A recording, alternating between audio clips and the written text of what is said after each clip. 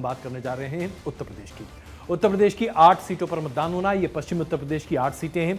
हम यहाँ पर बात कर रहे हैं अमरोहा की, मेरठ, बागपत, गाजियाबाद, गौतम बुद्ध नगर जहां हम अभी मौजूद हैं, बुलंदशहर, अलीगढ़ और मथुरा जहां से हेमा मालिनी उम्मीदवार के तौर पर मौजूद हैं। अब जब हम देखते हैं 80 सीटों का जो लेखा जोखा डेटा आपके सामने प्रस्तुत करते हैं, बीते साल यानी कि 2019 में जब चुनाव हुए थे तो उस वक्त एनडीए को यहां पर 64 सीटें मिली थी, 51.19% वोट शेयर था। कांग्रेस के खाते में मात्र 1 सीट आई थी और 6.41% वोट शेयर था। एसपी और बीएसपी का गठजोड़ था आरएलडी के साथ, 15 सीटें आई थी, 39.23% यहां पर वोट शेयर था। और यहां पर एक बार फिर से वार्निंग, जबरदस्त तरीके का रीअलाइनमेंट देखने को मिला है उत्तर प्रदेश में। आरएलडी ने इस बार बीजेपी के साथ अपना हाथ मिला लिया है। बीजेपी का गठबंधन एक बहुत ही बड़ा अम्ब्रेला एनडीए गठबंधन है जिसमें आरएलडी भी शामिल है।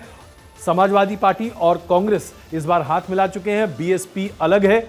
यानी कि मुख्यतः अगर देखा जाए तो आज उत्तर प्रदेश में 4 जगहों से मुकाबले की जगह घटकर 3 त्रिकोणीय मुकाबला हो गया है और यह अपने आप में दिलचस्प आंकड़े प्रस्तुत करता दिखाई दे रहा है। इन 26 तारीख को जब मतदान होने हैं 8 सीटों पर, उन सभी सीटों में से 7 सीटें भारतीय जनता पार्टी ने जीती थी और एसपी, बीएसपी, आरएलडी कंबाइन के पास 1 सीट आई थी। अब जरा हम यहां पर थोड़ा डिटेल में जाएंगे क्योंकि उत्तर प्रदेश जो है वो देश की एक तरह से पॉलिटिकल राजधानी है। 80 सीटें यहां से आती हैं साथ, जिसने उत्तर प्रदेश जीत लिया उसने देश जीत लिया। पंडित नेहरू के जमाने से यही चर्चा चली आ रही है। इसीलिए आप देखें कि देश के लगभग कोशिश की जाती है कि हर प्रधानमंत्री उत्तर प्रदेश को रिप्रेजेंट जरूर करे। प्रधानमंत्री नरेंद्र मोदी भी वाराणसी शायद इसी वजह से गए हों। अब मेरठ की चर्चा करते हैं। मेरठ में स्क्रीन के श्री राम जी मौजूद हैं, लेकिन वहां पर स्थिति अलग ही दिखाई दे रही है। जाति समीकरण के साथ साथ इस बार वहां पर वोट पॉलिटिक्स, जो कम्युनल पॉलिटिक्स है, वो भी बड़े पैमाने पर दिखाई दे रहा है। बागपत में जहां मानते हैं कि जाटलैंड का पूरा असर होना चाहिए था और यहां पर आरएलडी का काफी फायदा भारतीय जनता पार्टी को मिलना चाहिए था, यहां पर स्थिति इसलिए गंभीर दिखाई दे रही है क्योंकि माफ कीजिएगा, उनके बेटे अभी वहां पर हैं, उनका नाम अभी मेरे दिमाग से उतर रहा है, तो वो बहुत बड़े पैमाने पर वहां पर मौजूद हैं और इसकी वजह से वहां पर काफी बड़ा फायदा भारतीय जनता पार्टी को हो सकता था। लेकिन यहां पर जो ध्रुवीकरण की राजनीति है वो बड़े पैमाने पर काम कर रही है। गौतम बुद्ध नगर में महेश शर्मा सांसद हैं, तीसरी बार उम्मीदवार के तौर पर हैं और यहां पर उनके लिए एंटी इनकम्बेंसी के साथ साथ कई और फैक्टर्स भी काम कर रहे हैं और अमरोहा में बीएसपी फैक्टर अपने आप में बड़ा जबरदस्त है। आपकी छोटी टिप्पणी यहां पर अदिति। सर मेरठ, अगर वन लाइन में बात करें, मेरठ बीएसपी वर्सेस, मेरठ यानी कि जय श्री राम, बिल्कुल BSP versus BJP. Amroha Sapa versus BJP. Aligarh अपना मुस्लिम प्रत्याशी हटा के अलीगढ़ में किस तरह का स्ट्रेटेजी बसपा ने की है, सीधा सीधा बीजेपी को टारगेट।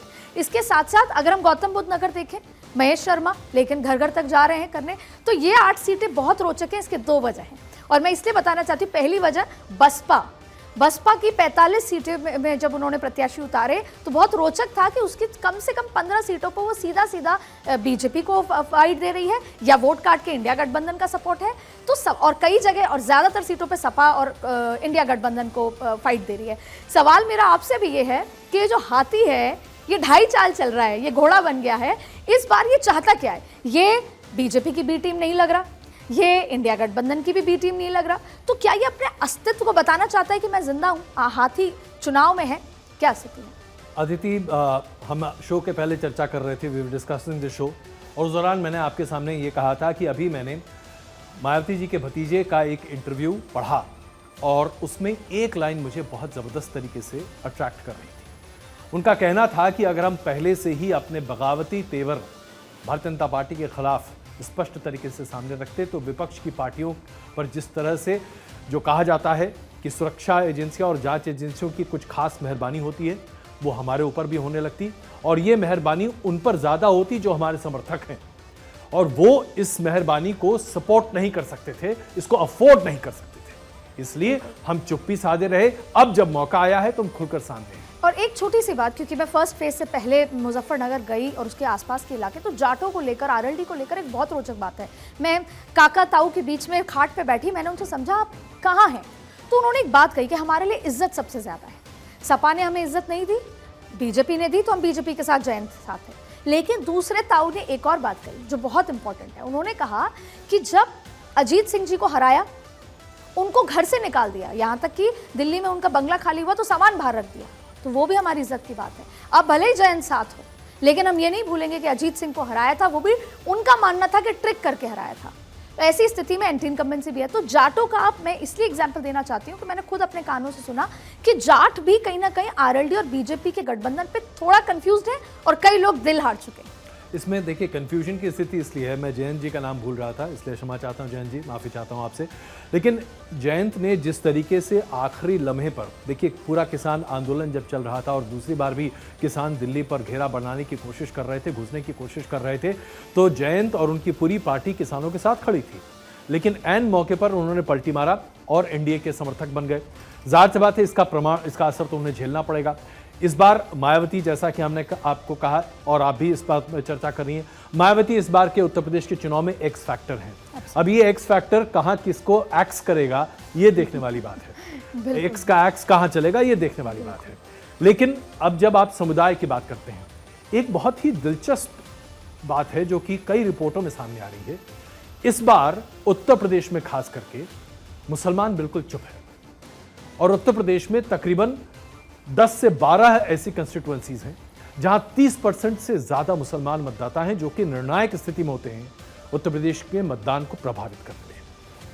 और पश्चिमी उत्तर प्रदेश में जाट मुस्लिम अगर गठजोड़ बन जाता है और उसके साथ साथ जब पिछड़ा वर्ग मिल जाता है, आप सिर्फ दलित को छोड़ दें, बट ओबीसी कास्ट मिल जाता है, तो ये अपने आप में घातक समर्थन रहा है जिसका फायदा समाजवादी पार्टी को मिलता रहा है। इस पूरे गठजोड़ को बीजेपी ने 2014 और उसके साथ साथ 2019 में तोड़ा।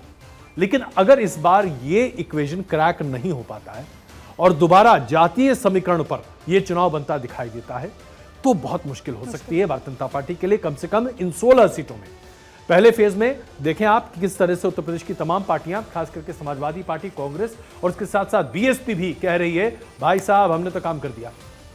ये जो अभी जो कॉन्फिडेंस है इन पार्टियों में, ये सिर्फ इसलिए है कि मतदान प्रतिशत कम हुआ।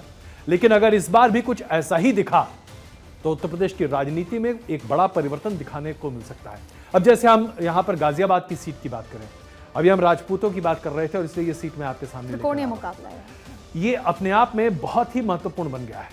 यहां पर वीके सिंह को इस बार टिकट नहीं दिया गया।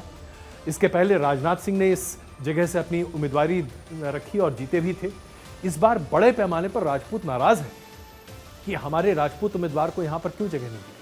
और इसी के आधार पर जिस तरह से बीएसपी ने यहां पर अपना कार्ड खेला है और समाजवादी पार्टी ने अपना यहां कार्ड खेला है, तो गाजियाबाद का समीकरण गड़बड़ाया है। ठीक वही स्थिति नोएडा में भी है, जहां पर महेश शर्मा, महेंद्र नागर और राजेंद्र सिंह सोलंकी, अब यहां पर बीएसपी ने राजपूत उम्मीदवार उतार दिया है।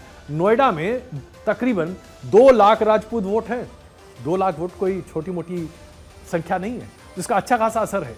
कुल मिलाकर देखा जाए तो ये चुनाव बड़ा दिलचस्प और देखना होगा कि फर्स्ट फेज और सेकंड फेज के इन 16 सीटों में अदिति कहां कौन कैसे कर बदलता है, और मुसलमानों के बारे में कि क्या वो साइलेंटली वोट कर रहे हैं।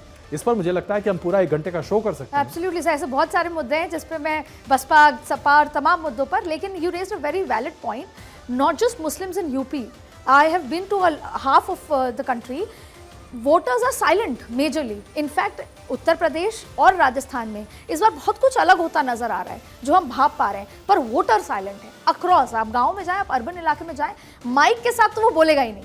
अकेले आप चाय पी लें और कुछ बोल दें, लेकिन voter have become really smart and they are silent. ये देखिए, ये एक बहुत ही बड़ी यूँ कहे कि एक डायनेमिक शिफ्ट की बात कह सकते हैं।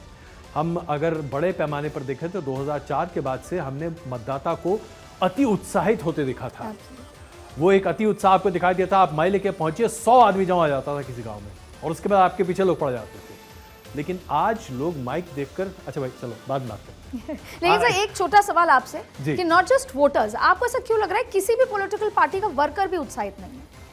देखिए, इस बार सबसे पहले जो एक बहुत बड़ी बात हुई है, प्रधानमंत्री नरेंद्र मोदी ने जब संसद में कहा कि भारतीय जनता पार्टी 370 सीट और एनडीए 400 प्लस, देखिए बहुत बड़ा ऐलान है देश के प्रधानमंत्री का कहना। ये कहने के लिए बहुत दम और जिगरा चाहिए। प्रधानमंत्री नरेंद्र मोदी ने जब ये बात कही तो ये हो गया कि भाई it's a foregone conclusion, BJP तो जीत ही रही है, आश्वस्त है। अब ऐसे में 2 स्थिति हो गई। एक तो बीजेपी का वोटर जो कि बहुत ही कार्डर बेस्ड है, बहुत ही सिस्टमैटिक है, ऑर्गेनाइज्ड है, चलो भाई कोई बात नहीं, पार्टी तो जीती रही, हम ना भी देंगे तो Confidence. चलेगा। दूसरी तरफ वो लोग जो बीजेपी के विरोध में थे, उनका कहना है भाई बोलने का फायदा क्या है, तो पहले ही जीत रहे हैं, वो चुप हो गए। तो इस बार वाकई में पत्रकारों के लिए ये उनके हर तरह की परीक्षा है। आप कहने के लिए कुछ भी कह लीजिए साहब, कंक्लूजन नहीं निकल पाता। आप कंक्लूजन पे नहीं पहुंच सकते। और जो व्यक्ति ये दावा कर रहा है कि मैं आज ये कह रहा हूं कल देख लीजिएगा, सैल्यूट, ये मैं कह सकता हूं।